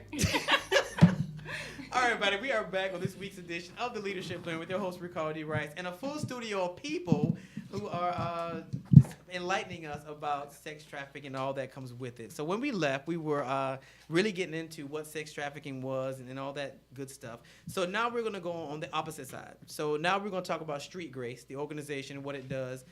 So Bob's going to fill us in. So tell us about Street Grace. Yeah, Street Grace is an organization that focuses primarily on domestic minor sex trafficking or the commercial sexual exploitation of children, which meets all of the definitions that we mentioned earlier, but it primarily focuses on those that are underneath the age of 18. The thing that's unique about Street Grace and the approach that we do is that Atlanta, especially as a market that's been really fortunate and really blessed to have a lot of really strong restorative care organizations here. So that's the folks that, from the point of rescue to restorative care and restoration and education and all of the things that would accompany that, there are organizations here called Wellspring Living, City of Refuge, Out of Darkness, and a number of others that provide that residential component to that. Street Grace's emphasis, going back to what I stated earlier, is if we really want to end sex trafficking and domestic minor sex trafficking, the only way to do that is to concentrate and focus our energies and efforts on ending or eradicating the demand. So all of the things that we do kind of fall under one of three categories. We're primarily child focused and we are demand centric. So those are the two emphases of the organization. And then all of our programming falls under either protection, prevention, or pursuit. So the protection and the prevention would be the training, the education, the certifications, the awareness, all of the things that we do. Last year, Katie can verify this, I think we presented to about 72 or 73,000 people last year. And about 53,000 of them were between the ages of 12 and 18. So getting that message out so that kids, what's the phrase? The eyes can't see what the brain doesn't know. So once you begin to understand this, and one of the things that is incredibly common as you talk with and work with folks who have been survivors of this, is for them to hear often, or for them to say often that there was this moment when they heard what sex trafficking was, and for the first time in their lives they realized, wait a minute, that's what's happened to me. And there's just kind of this moment where you realize this isn't normal. This isn't the way it's supposed to be. This is wrong. It's really wrong, and it's illegal. And there's just this epiphany that comes with education and awareness. The other piece of it, and the pursuit piece, is that we have programs and initiatives that target the buyers of sex and target the traffickers. So our emphasis is on using technology and using resources to help get into a space that uses technology and resources for bad outcomes and for nefarious causes, and seeing how we can turn that around and utilize that to help remove the cloak of anonymity, if you will, from especially the buyers of sex, but the traffickers. So everything that we do, again, child-focused and demand-centric, and all of our programs fall up underneath of one of the P's: prevention, protection, and pursuit. And that's the way that we address the issue. And that's the way that we come after it, from the idea that we have to end the demand. So do y'all have if somebody comes in and needs a place to stay, can y'all provide that, or y'all have third-party people who can provide it? Yeah, we have relationships with all of the organizations I just mentioned and a number of others. We have never had been a part of a rescue or somebody that reached out that needed a way out that we couldn't have them in a safe house that night. So we have great partner relationships with the other organizations that I mentioned that are so good here in Atlanta. So we can always, and candidly, a lot of our relationships and theirs as well exceed and extend far beyond the borders of the state. We can help certainly in anything. We've been helped in North Carolina and South Carolina and Florida and Tennessee, and even beyond that, further up north into Michigan and things like that. So we're happy to help and able to help in any way. But it always would involve connecting with a partner organization that we know and trust. Okay. So what would be the first line of defense, to safeguard your kids from become a victim of sex trafficking? Yeah, that's a great question, and there are a lot of different answers. But what I would probably say to start with is to create an environment in a home where conversations are able, really awkward and really uncomfortable conversations are able to take place. If it's a home that's filled with a lot of tension and a lot of frustration and a lot of anxiety and a lot of yelling and a lot of screaming and a lot of shame, that's going to be a really tough thing to happen. But to create this atmosphere where conversations and awkward conversations take place, and as the parent or as the adult in the room, be the one that's willing to take the first step and be vulnerable and walk through this. And I know it sounds like a really odd conversation to be saying to adults in their 20s, 30s, and 40s, be willing to have an awkward conversation with someone who is 10, 12, or 14. But it is remarkably intimidating because the weight of the conversation and the fear of getting asked or told something, and candidly, I've heard parents say it over and over, I didn't want to know. So if you don't ask, you don't know. But when do you think it's actually appropriate, to have that conversation? You know what I'm saying? Because it's like, okay, Yeah. a child is 10 years Yeah. old, but it's like, when exactly, Yeah. do you mention that? When you experience something on Facebook, or like what happened? No, there's two things. One of them is be willing to not be the parent that thinks that your child can never do anything wrong. And owning that is a really important part that allows the rest of it to occur. And the second thing is the conversations at an age-appropriate level need to happen far sooner than most of us think. A lot of the mental health professionals and the folks that I work that aren't necessarily even in this space, but they work with an adolescent and a preteen population, their phrase now, I'm sure they'll say it in a more sophisticated way, is that 8 is too late.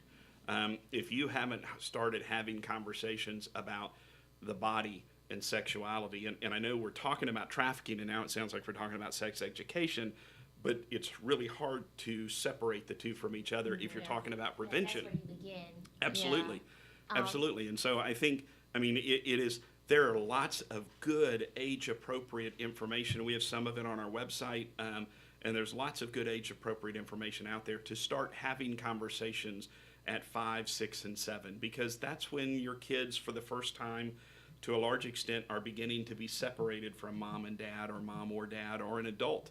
There are times that they're in a restroom, or they're off place, or they go to swimming, or they go to a party, or something like that, a birthday party, and it's just one of those things that you need to be having age-appropriate conversations. What touch is appropriate? So are you having like the birds and the bees talk, or are you I was gonna ask that. like, or are you having, hey, you can't let nobody touch you kind of talk, like? Yeah, no. You start off with, here's the stuff your bathing suit covers, kind of deal. Okay. And again, there's better terminology and there's better materials out there. I am not a wealth of that information, so I don't. I feel like Monet is. there's She some probably things- has real candid conversations with her kids.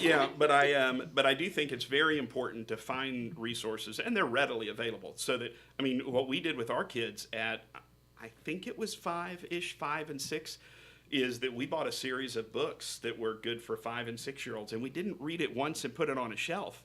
We literally read it like once a week to the point that the kids could like quote it with us, and we're like, that's okay.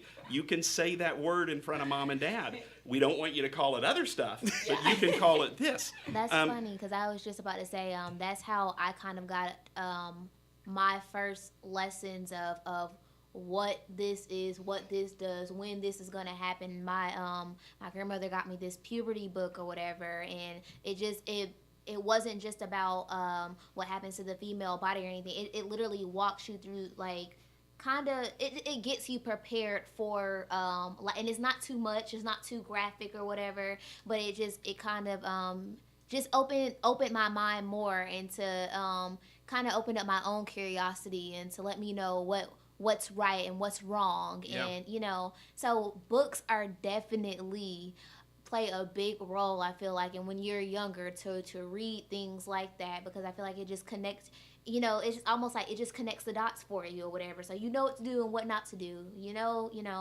don't know. But books, definitely. I remember with our kids at the age that, and I think it was younger, No, I think they all were about 12 or 13 when we kind of like went the deep dive, you know, the really, really deep dive where you just are like, man, it's hot in this room. You know, Melinda took the girls off and they had one at a time and had a girls weekend. And then, how did that happen with the girl? Did you take care of No. We were both a part of all of the conversations. Okay. But for the weekend retreat, Melinda took the girls and I took, Bobby. And I remember, we did corny things, but Bobby is 21 and we still laugh about it today because one of the things was I can't remember what it was. It's like blow up a balloon and seal it, and then you have this conversation about when you give pieces of you away and things like that, and you take a pin and you just take a little needle and you put one hole in the balloon. And what's the impact of that one little hole in the balloon? The balloon deflates and it slowly becomes, and then we're doing, there are all kinds of stuff. And there's a theme song that went to the weekend that I will not sing. I'm about to say, the themes are way, but it might help somebody, Bob. The only thing I will tell you is the first line of it is, it's my body.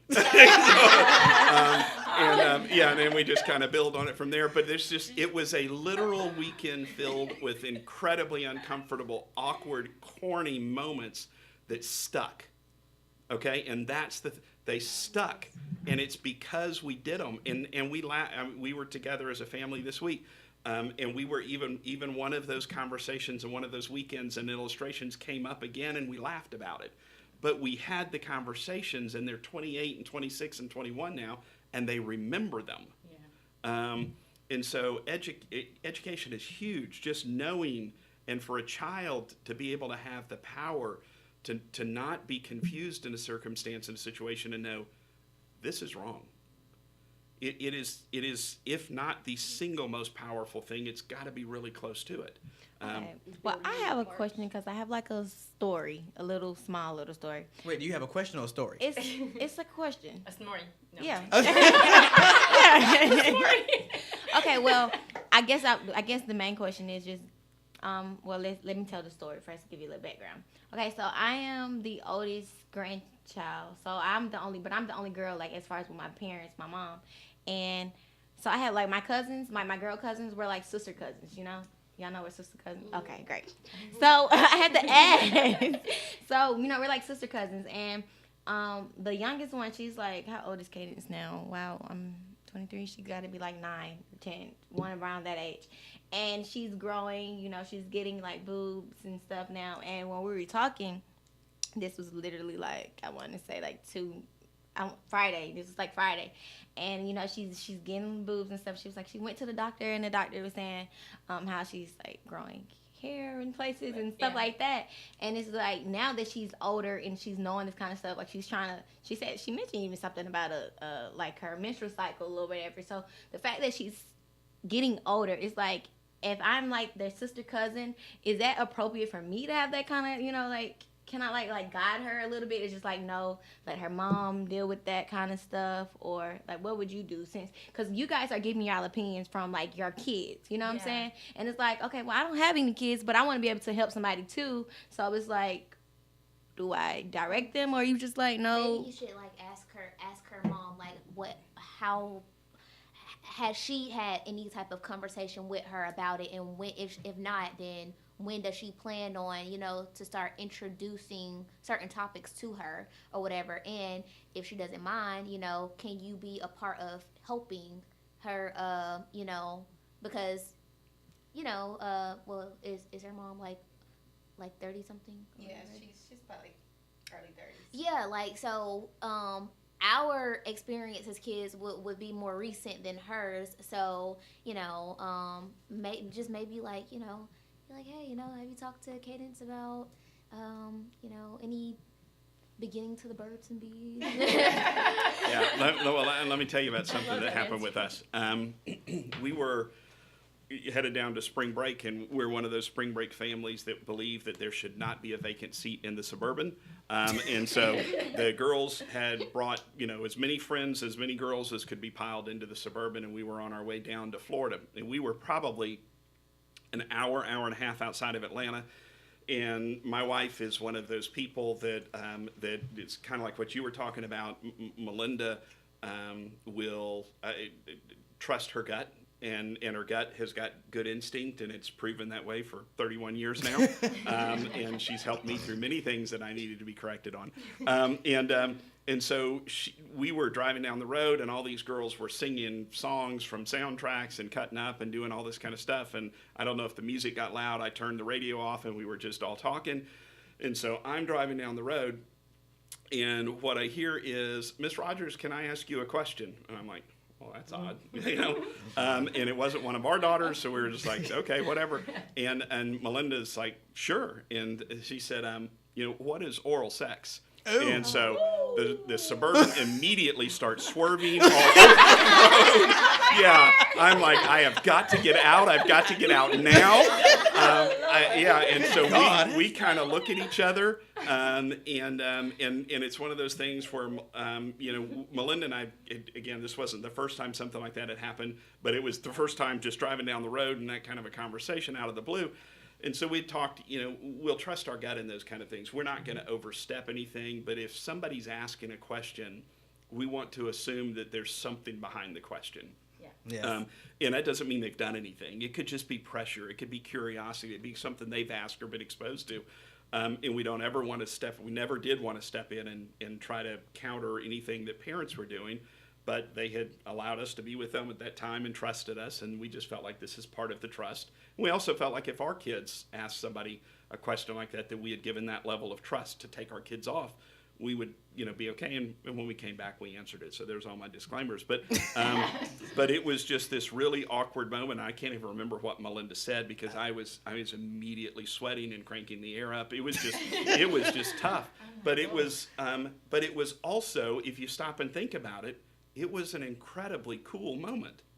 It wasn't for them to feel that comfortable to ask you that. Yeah, and for there to be six or seven girls in the car that immediately sat quiet, didn't laugh, didn't make fun of her, and were listening to the answer.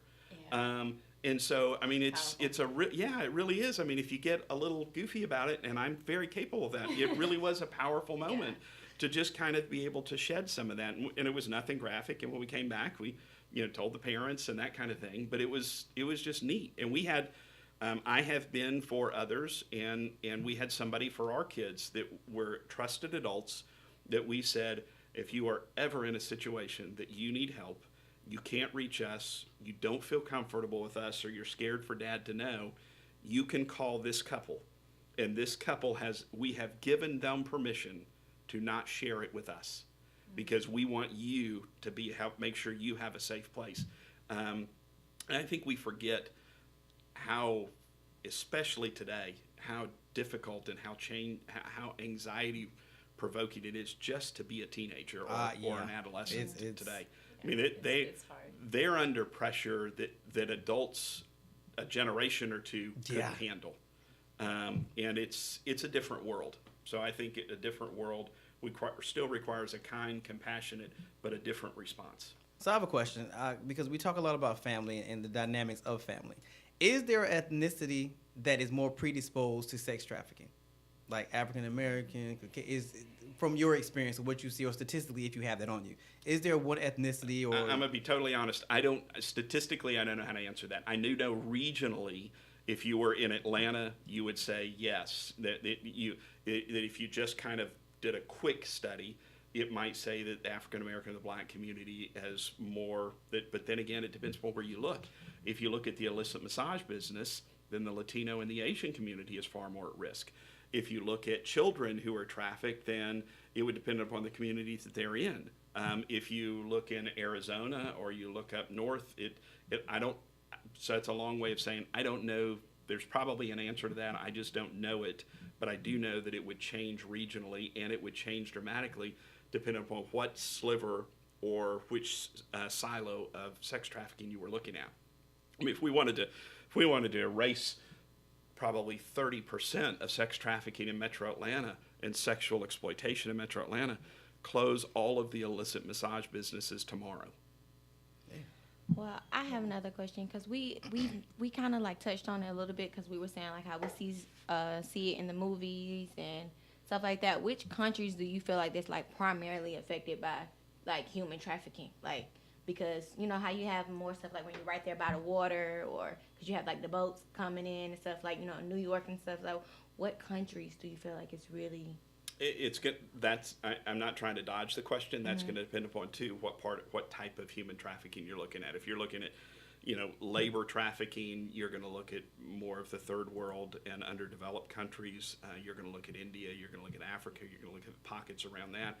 If you're talking about some of the things that you just talked about, you can look at port cities, and you can look at areas and industries that are heavily dependent upon sea and boat. If you're going to look in United States of America, you're going to look more at probably sex trafficking, and then that labor trafficking can be, you know, a real issue here. But we have far more laws and things that are set up to protect from that than most countries do. So I mean, a lot of it is just going to depend upon where you're looking, and candidly, what you're looking for, because the issue is significant enough that you're going to find whatever you're looking for. Okay. All right, so at this moment, we have a survivor that's actually with us today. So we're going to let her share her story. So introduce yourself, tell us your name, a little bit about yourself, and then share what you want to share. Can I say something? Uh-oh. No. I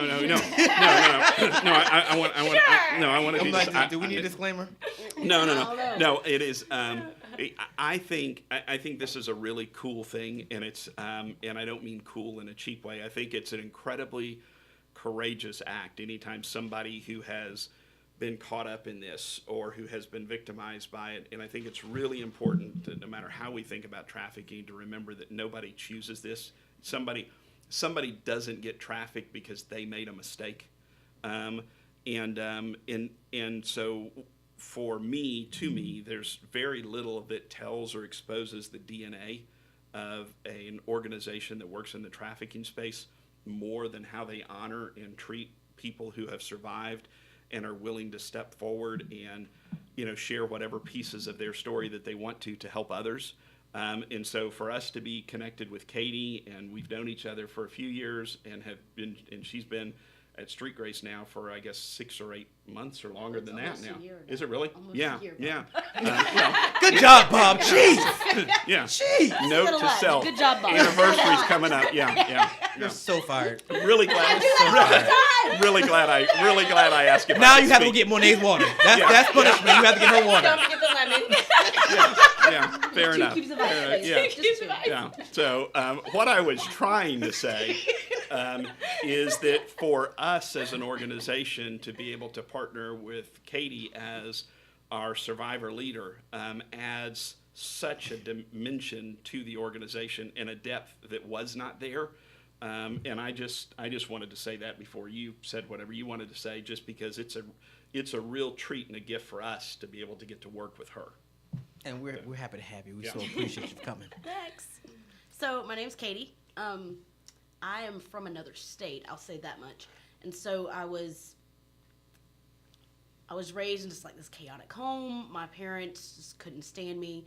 My dad was an ordained minister. He never preached anywhere, but he had that certificate, you know. And so he used that against me. He would twist the word. He made me like believe that God was just like him. He was torturing me, abusing me, sexually abusing me, like brutally by the age of 6. And then at 8 was raping me. And he sold me for the first time when I was 11. And, you know, we walk up in this house and there's a bunch of girls sitting on the floor. And all of a sudden these guys are picking these girls off and going to different areas. And I was drugged, beaten, and raped that day. That was just the first time, you know. And so it went on until I was 28. I didn't get out until right at 28 years old. How old are you now? I'm 32. So, yeah, I've been out for a little over 4 years now. But, I mean, I've been locked in dog cages, locked in hotel rooms, chained up, tied up, burned, beaten, whatever. You know, I mean, it's insane when you really think about it. And my dad was the trafficker the whole time. Jesus. So he was trafficking not only you, but... No, he was only trafficking me. I was the only one that I know of anyway, you know. So they were, so how did it work? Like, were they meeting each other or? See, and I still wonder, like, okay, so like my 13th birthday, I was raped by my dad and like 9 other men, right? So I think back and I'm like, how did he find these people? Because this before the internet was huge is when he started it, you know, like not everybody had computers in their house. This is like 98, 97, 98, you know, like, not, people didn't have computers in their house. It wasn't a big deal. And I'm like, yeah. you just stand around a water cooler at work and be like, hey, you want to rate my daughter? Like, how do you find them? That's You know? And especially back then, now it's easy, internet. yeah, I mean, bam, now you like, go on any nothing. site and You know, click on it. But I mean, he would take me to different places, and almost every time he would make me strip down. He took my clothes and he would leave. And then when the guy was done, he'd come back. That's how it went. There was a few times he took me to like these warehouses, and there was a bunch of people there. There was a bunch of girls, a bunch of men. You were pretty much getting auctioned off, you know. I mean, so that setup was a little different than the normal that I went to, because normally he was taking me to somebody's house, a doctor's office, just whatever, all over the place. And usually he was the one taking me. It was, sometimes we had men would come over to our house, though. Most of the girls that were with you, were they like foreign girls, or were they No. American girls, or? There was one time I remember seeing this girl. She looked like Asian. I don't know if she was Asian. Like, I don't know if she was American or what. She looked Asian. It's not like we got to talk, you know. But everybody else, white and black, little girls. And the sad part, when I was 12, I was the smallest one. And when by the time I was 14, I was one of the bigger ones. So the age just like flipped, even while I was there. And I think one of the things that this story and others that you hear when you have an opportunity to speak to folks who have been through this is that that what you see is there's not a normal. There's not a set pattern. I mean, there are things, you know, like we talked about online and things like that. That are more fertile grounds, but there's not just kind of one story. There's not one pathway in, and there's not one pathway out. And you know, candidly, we're probably all feeling the exact same thing, where your stomach's kind of churning right now. Yeah, I thought I was hungry. Now I was like, yeah, I'm not hungry. And so part of what you realize though is that you can't look at this and not come face to face with the fact that this just isn't something bad. This is evil. I mean, I don't even mean evil in a religious kind of term, although it certainly qualifies for that. It's just evil. This is the worst of humanity that is doing these things against women and children. And so, yeah, I just think it's important to kind of. Somebody told me a couple of years ago, I would talk about some of this, and we would go through some of the statistics, and then I would kind of try to move through to something that was more lighthearted quickly, because I felt bad. And a really wise person told me, you need to get comfortable enough yourself that you can kind of sit in the discomfort. And I heard somebody say just a couple of weeks ago that sometimes anxiety and discomfort is ignorance leaving the body. And that we just kind of need to walk through this sometimes. Yeah. So, Katie, how did you finally get out? Like, what happened? So I didn't have a phone at the time. I had a phone throughout it. So it's not like everybody views it like, oh, you don't have no phone, you don't have internet access, nothing. And it's not like that all the time. So, like, I had an ability to use a computer, thankfully. And so I started Googling, like, to get help. Like, you know, because I'm like, I found out when I was 23 that I was actually being trafficked. And that was just by a friend I'd gotten connected to. We started talking and, you know, and come to find out she's, you know, she works with survivors, and she's like, you know, you're being trafficked, right? And I was like, nah, that happens in other countries. That's not me. And then come to find out I was. And so go back to, you know, I'm literally getting ready to turn 28. So I start Googling for like help, you know, help for sex trafficking survivors, like a program or something, because I knew I needed help, and I knew I wasn't going to be around much longer. I knew either I was going to kill myself or my dad was just going to kill me. Like, that's just the two options. And so I reached out. They came and got me. Literally, like, we were in and out in 30 seconds. Had me, and we were out the door. And then I was brought to Georgia. And then a situation, it could have turned really bad really quick. And so I called another organization here. One of the ones Bob mentioned earlier, and they literally came in the middle of the night, came and got me and took me to a safe house. So where was he? So where were you at initially? Because you said they brought you to Georgia. So where were you at? I was in North Carolina. Oh, I'm from South Carolina. That's kind of close to home. So they came and got you from North Carolina and brought you to Georgia, and then they called a third party to come take Well, you. I ended up calling the other because, so we made a decision. I was like, well, I got a friend in Georgia. I'll just go down there. It gets me out of the state. I'll be safe. Well, she had some issues and she started drinking a lot and got like belligerent, and she's talking about like, get the F out my house. I'm gonna call your dad, tell him where you are. Like, lost her mind. And I had already been looking for programs because, like I said, I knew I needed help. I was so broken, I couldn't function. You know, I had been self-injuring for 15 years. I sat in corners and rocked all day. Like, I couldn't function. I was so traumatized. So is there a part of Street Grace that deals with the psychological trauma as well? If y'all go to get somebody like in her situation that can deal with that? There are everyone who comes through this and has been victimized by this has got to deal with so many different components. There's the physical health care, the mental health care, there's room and board and the restorative care, and that's what a lot of these organizations, that's why what they do is such a gift, because they allow you to, some of them for a few months, some of them for a year, some of them for 2 years, to be able to process through that. Imagine as a child experiencing some of the things that folks would experience in this, the healing. It's not a rescue and heal. I mean, it's not, here's your 30-day treatment plan and then, go get you a job.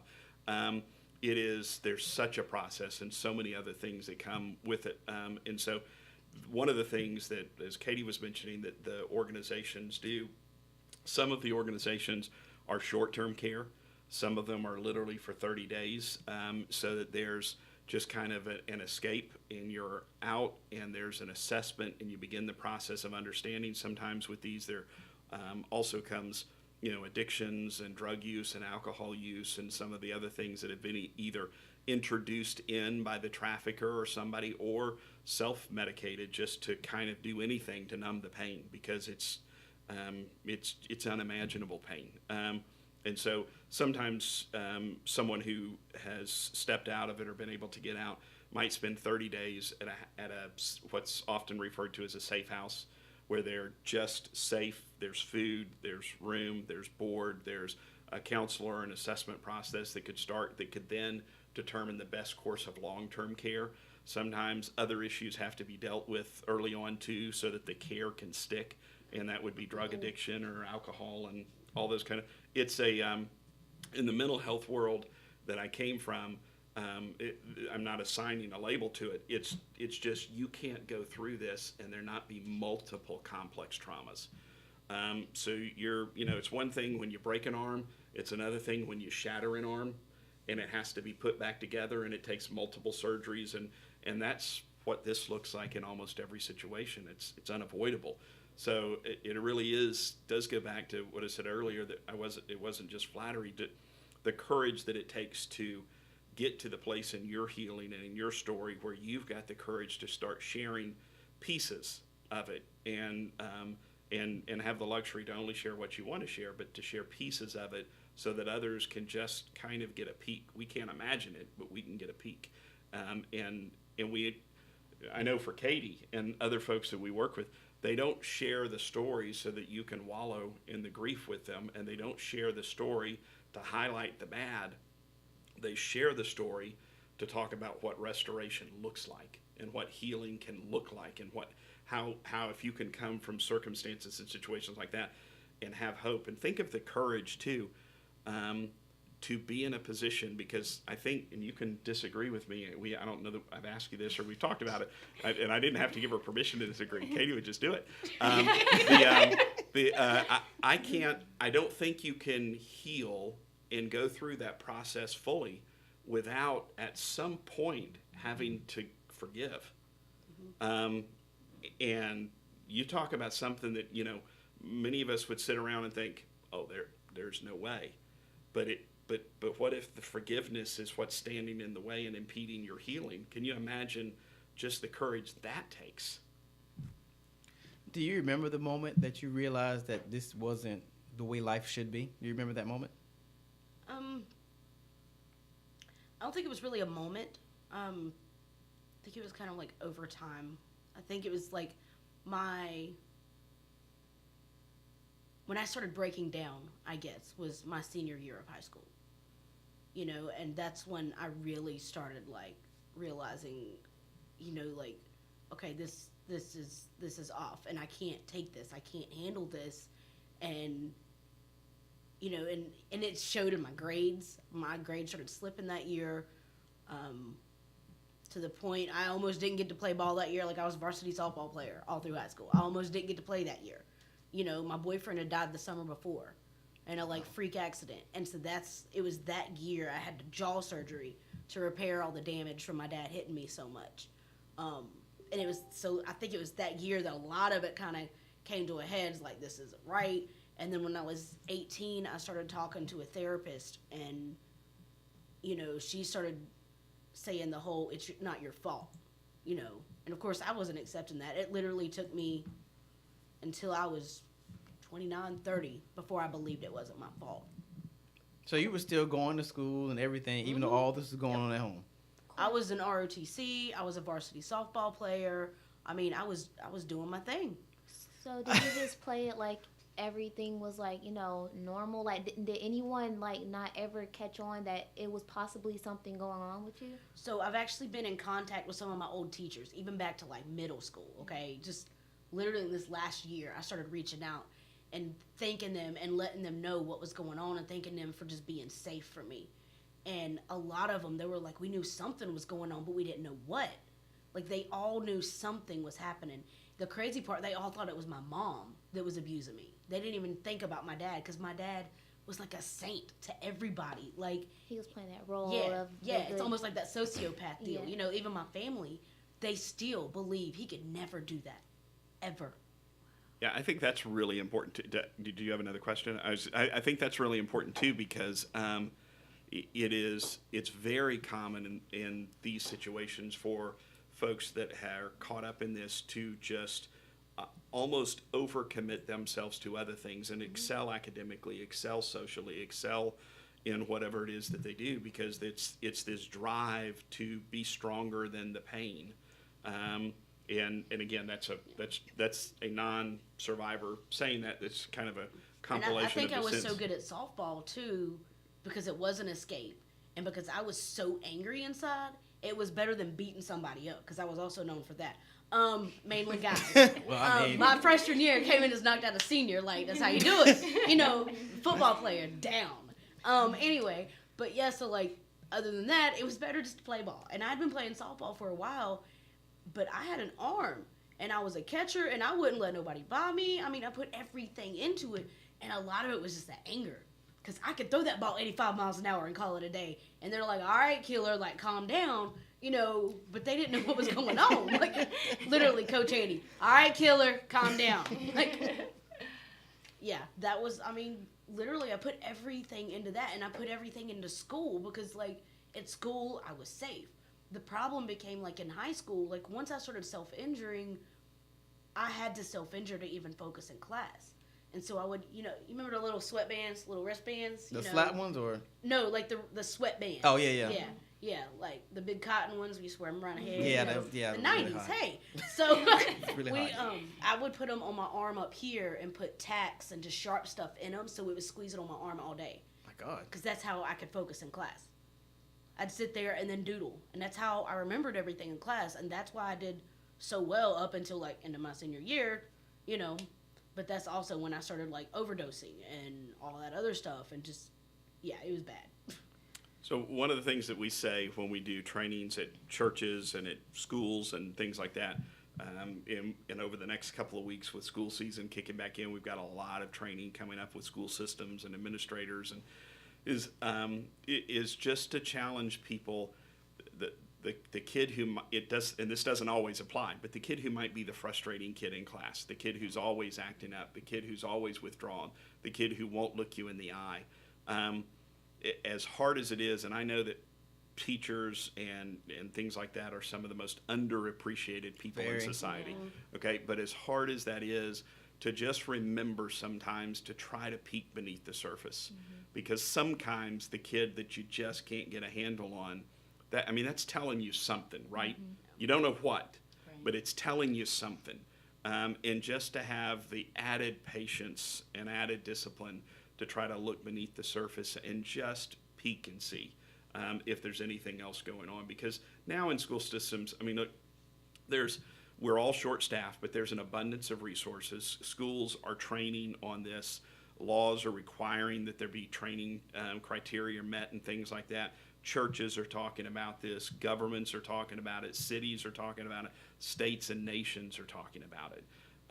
So if there's ever been the right time or a great time to be in this fight, it's now, because we are reaching this tipping point. And when will it shift? It'll shift when it is no longer acceptable to society. And we're beginning to get there because we're having some really hard conversations. So there's never, I mean, as an advocate in the fight, there's never been a better time to be in it. It feels like the tide is swelling enough now that over the next decade or two, we could literally see changes that could be sweeping changes that could occur across the globe. I don't think we'll eradicate it in the next 20 years. But when it becomes globally unacceptable to exploit another human being, that's when we can see some good things happen. So legislation-wise, Yeah. does Georgia have good legislation? Yeah, I mean, you're asking somebody that's neck deep in the fight. So That's why you missed it one time. You had to miss legislation. So we always want more as far as stiffer penalties and fines, especially for those who are the buyers of sex and the traffickers. We always want more resources for those. Georgia is woefully short on resources, government funding for folks who have been victimized by this. I mean, if it wasn't for the not-for-profit community, they're doing 99, if not 100% of the restorative care work right now. But Georgia has responded well. I mean, and it's coming from a low point where 25 years ago, sexually exploiting and abusing a child was a $50 fine and a misdemeanor. Now, depending upon the circumstances in the case, you can spend up to 40 years in prison. It's a felony, period, for anyone underneath the age of 18. No ifs, ands, or buts. And then you can see penalties and fines up to $100,000. We are still falling very short on successful prosecutions, but the laws are catching up so that law enforcement can act on them, and we're getting better and need to continue to get much better at prosecuting. Bob, maybe this is a time for you to talk about Lobby Day too. I mean, it already passed, but it's going to be coming around, and no, and that's one of the ways that Monet is so deeply involved with this. In fact, that's where we met, isn't it? A couple of years ago. 2 years ago. Street Grace, along with other organizations here in the state, sponsors the state's annual anti-sex trafficking lobby day. It's always in February. And depending upon what issues and laws are on the docket for that year, we've seen anywhere from 500 or 600 to 800 people show up so that we can meet, have lunch, hear from the legislators, walk across the street, meet with them, and educate and bring the community together around this issue from a legislative and policy standpoint as well. All right, so we're into our final 4 minutes. Okay. So final thoughts, and give everybody your contact information. Let's start from this one. You go last. Okay. If you want to. Yeah, so, well, I'm Katie at streetgrace.org, so it's KAYTI at streetgrace.org. If you just want to get a hold of me, got any questions, whatever, reach out. Know a survivor needs support or anything, let me know. And oh, Lord, the princess is going now. Now the princess is going. I don't have my water and lemon yet. No, I'm just playing. Anyway, shadesofmonet.com, and I work heavily in the beauty industry. I do work side by side with Street Grace as well, and you can just get on my website. That'll be fine. And just one comment that she won't say. One of the things that is unique, and I would challenge others to think about, is what Monet has done is she doesn't just work alongside of us. She doesn't just speak with us, and she doesn't just believe in us. She uses her businesses and creates a model of philanthropy so that what she does, we financially benefit from as well. I mean, I want to be really candid about that, because I think that's a really important thing is, profits for good. And so you shout out to Monet. Thank you. I'm Bob at streetgrace.org, and it's streetgrace.org, and the website streetgrace.org. All the resources and materials that we have on the website are free. We've got a book that we've just done that's raising kids in a digital era. And it's a handbook for parents and caring adults that could be really helpful as you talk about what you can do to protect your children, your home, and people that you have influence over. And we'd just be delighted to help in any way that we could. Okay, well, I guess that means I'm next. Well, before we go, the statistics that she gave, just to leave you with some thoughts, we had the research team come up with some statistical data that they found. So just kind of give you an idea of what we're actually dealing with, if this wasn't enough for you. So I know, well, you got a minute. Okay. Got a minute. Well, I guess I can do like. Well, do the top one. The top one was good. Okay. So the top fact is sex and human trafficking is a multi-million-dollar form of modern slavery, which you did mention. Another one, since 2007, the National Human Trafficking Hotline has received 22,191 sex trafficking cases in the United States. And in there. But before I close out with my final thoughts, I want to say, Katie, I really appreciate you for telling your story because, I don't want to give you any sympathy or, sympathize with you or anything because everybody's like, you don't want that. But I just want to, thank you for your courage, you know what I'm saying? Because you don't know, like, who heard this message and who really, was really moved by it. And I was. That's why I didn't say anything. I just sat here and listened because I was like, wow, like, I didn't expect that. So I do want to leave you guys with the National Human Trafficking Hotline. Then I found this on Polaris. So it is 1-888-373-7888. Again, that number is 1-888. Did I say 8 3 times? 1-888. Can you get the number right, please? You Yeah. give it out. Give me help. It is 888. I know. I'm sure Bob knows it. 888-3737-888. And you forgot can the also 7. text No, Be 37. Free. It's 233-733. That's what I'm talking Be about, Free. You teamwork. can also text them, and it's the same hotline people that answer it, and they'll respond in 5 minutes. Team Ricardo at work. Yes, they've been trained well. Yeah. They've been trained well. Just piggybacking off of what Terry said, I do think you are really brave. It's crazy when you actually talk to someone in person. They're telling you their story. You hear so much about it, but just to talk to someone who was a victim of this, it's just wow, it's incredible. And I'm so happy that you are moving forward with your life. And I really do hope that whoever is watching right now, if you are in a predicament, know somebody in a predicament like this, that you took something from this. God, my kid, we have to talk about you. All right, so I want to thank everybody for tuning in today. Thank you to all our guests, Katie, Monet, Bob, special intern today, Makia. We got to have a conversation with us over with. Of course, the lovely Miss Terry. Human trafficking is crazy. Their information will be on my website, ricecommunity.com, Rice with a W. Next week, we're going to have astrologer Tony and nutritionist Terry on. It's going to be quite interesting next week. So we'll see you same time, same place on the Leadership Blend with your host, Ricardo D. Rice.